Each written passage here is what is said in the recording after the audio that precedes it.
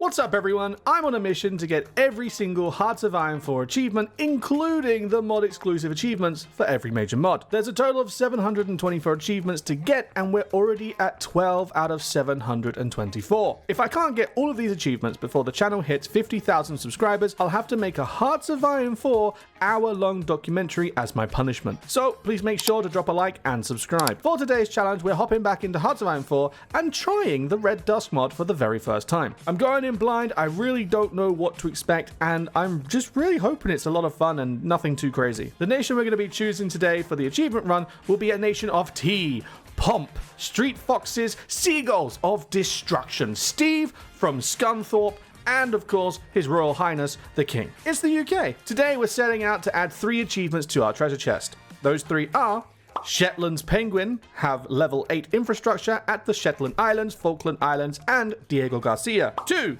we're out of here as Britain adopt the euro and then leave the EU. And 3, our whole island, as any nation, support the Republic of Cyprus in the Cyprus War and have them win the war. There's a lot of goals to hit in today's first taste of the mod, so without further ado, let's hop on in. Starting off, let's explore what Britain is like in this mod, starting with decisions. Our decisions seem pretty minimal, which is good because it's less stress to worry about, but they also seem quite important. We have one dedicated to NATO and NATO decisions. The second decision in the tab is for proxy wars around the world. It seems we can back different sides in civil wars around the world, and we can keep track of the amount that we've won and that we've lost. This seems quite important, and I'm guessing we can keep track of the Cypriot war from here. Next, focuses. The focuses seem very detailed, giving us a decent amount of options for politics, economy, and military. We also have a focus tree dedicated solely to NATO and the Soviets, so it's going to be interesting to see what comes of it. On the nation level of things too, we also have a national unity scale. If we go fully left, we get a unitary government which grants war support and factory output, but we lose 30% of our recruitable pop.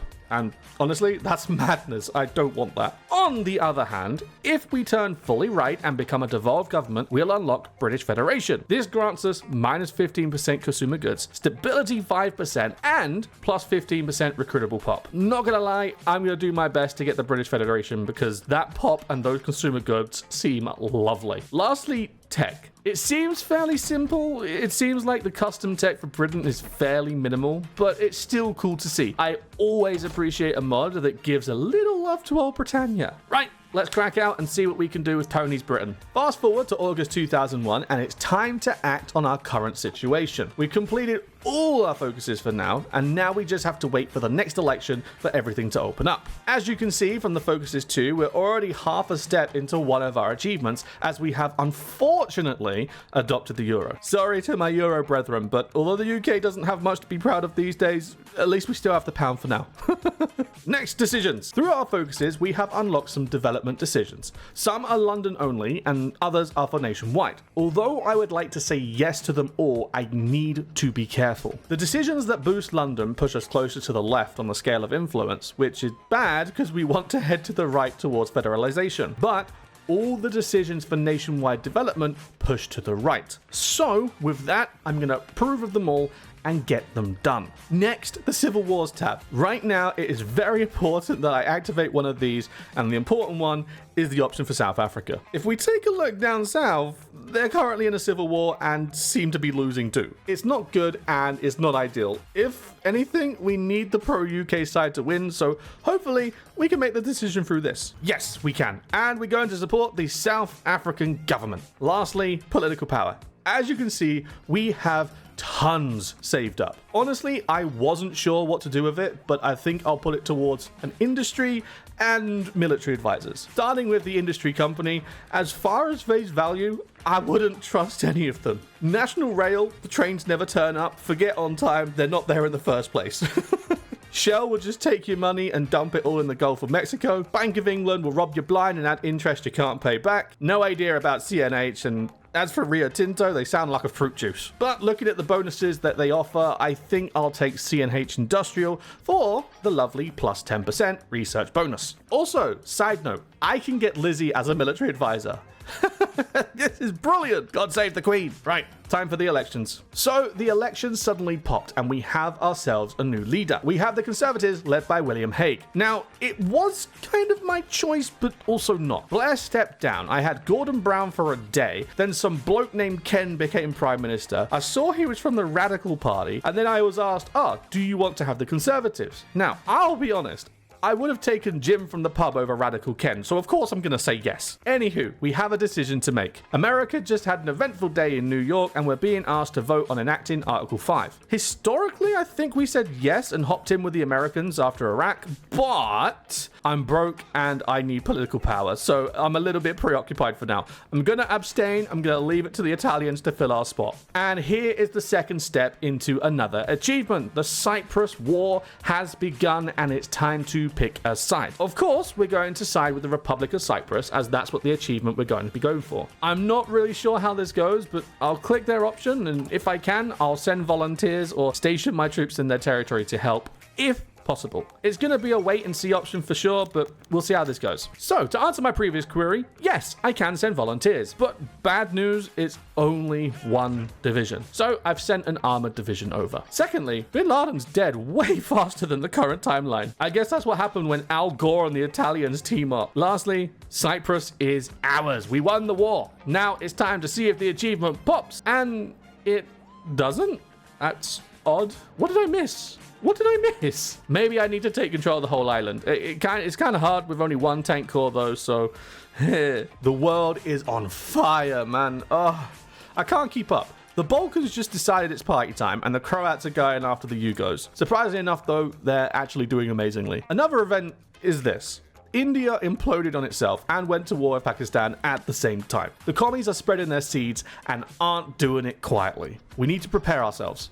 The shadow of the Reds in the east is looming and is looming large. To prepare for this, there is something I can do. I can use my decision tabs here to spend 5 Civ factories at a time to develop military factories in my allies' land across Europe. You know, gotta do what we gotta do. And speaking of Europe, actually, I've been pushing down my new focuses from the new conservative tree, and it's time to leave the European Union. Brexit is about to happen, and when I leave, I'll still keep the euro, which means I should trigger the achievement. It's open. I'll see you when it pops. And there you have it. There it is. Achievement number 1 has popped. We've just got the "we're out of here" achievement, and we've adopted the euro, left the EU, and now it's time to head on to the rest of our tasks. 1 achievement down, 2 remaining to get.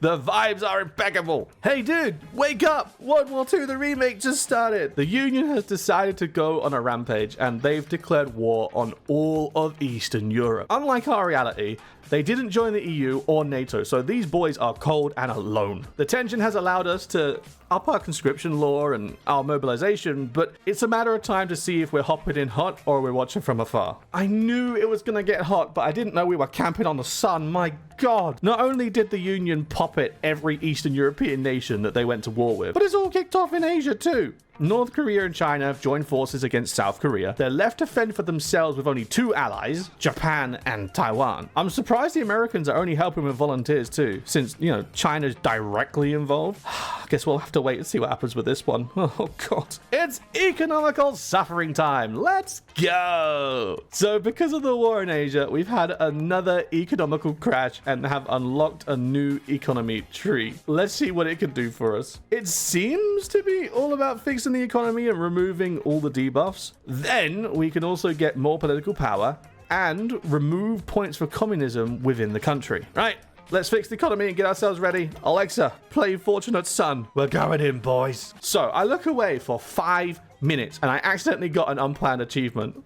What the heck? So it's called Waving the Taigeuki. I can't say that word, but hey ho. And if I remember correctly, this was the achievement for uniting Korea with South Korea. Hold on. I know I clicked the option to support South Korea and its faction, but I didn't send any volunteers. What happened? Oh. Okay, yay NATO, the necromancers do it again. Let's go South Korea. Anyway, back to more important things like fixing the economy. It's update time in the year 2008. Sit down, traveler, take a rest. You're gonna need it. Firstly, I have failed to get the easiest achievement ever. Remember our achievement to put 8 infrastructure on the 3 British islands? Well, I did it, but I can't get it as I'm not playing the game on a certain difficulty. I mean, sure, my fault. I always played normal, so I figured the normal difficulty would have been okay, but oops. We'll have to come back to that one. In other news, though, China and the Soviet Union are at war with each other. Why are these Reds so damn aggressive? I guess it's time to prepare. Who knows? Maybe NATO wants to try and catch them whilst they're distracted. Oh, and I've completed my focus tree. It's completely done. So it's literally just sit, wait, get ready to pounce. So I guess I'll see you whenever that is. Oh, brother, it's so over. The Union beat China and are stacked at over 900 divisions, not including allies. Us, on the other hand, what's our powerhouse doing? Oh, President Rogan. Hello. Mr. Rogan, how is your army, pray tell? Oh dear. Oh no. Right, Europe, time to arm up. America's sipping martinis on the beach. We can't rely on them. So we're hopping into the future again, this time into 2010, and it seems like nothing is happening anymore. I know this mod is still in development status, so I can't say that I'm surprised. I think what I'll do is I'll idle and just build up just in case until 2014. If nothing still happens by then, I consider this as much content as you can get for the UK. Then what I'll do, I'll probably restart the campaign from the start date and then hunt the other two achievements that we need, the Cyprus achievement and the infrastructure achievement. Both seem to be easily doable, but it just needs to be on a harder difficulty, which should be easy enough. So maybe I'll see you soon, or maybe I'll see you back in the year 2000. Hey guys, and welcome back to another... Just messing with you. Gotcha.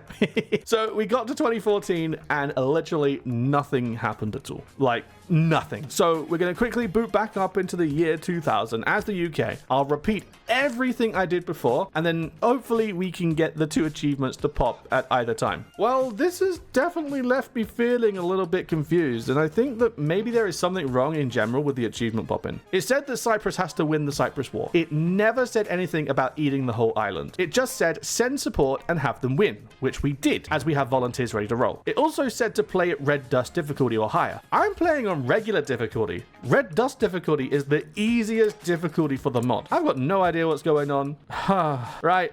Let's just get the infrastructure achievement and see if it pops or not. And it seems it's just not going to pop. I've put the max infrastructure in all islands required for the achievement, and as you can see, there is no achievement pop. I guess we'll just have to give up on these achievements for now. This means our achievement hunt has come to a close. We managed to walk away with 2 achievements out of a possible 3 from today's run, which, you know, all in all, I think it's a good run. That brings the total achievement tally up to 14 out of 724. Overall, you know, this was an interesting campaign. I would have preferred some more action, maybe a few wars, but I suppose peace isn't too bad. This was my first time in Red Dusk, and, you know, to be honest, it kind of feels like a looser, less restrictive version of TNO. There's different options, and I can't wait to see more of them and explore them. Just first, I think we need a little bit more content. I'll wait on this one and then come back to it in the future. But for now, though, that's going to be it for today's video. I hope you guys enjoyed, the achievement hunt for today and want some more. But I'm going to leave you with a question. Not only HOI4, but including all other games. What was your most favorite achievement you ever unlocked? Thanks for watching. I'll see you guys next time. Ta-da!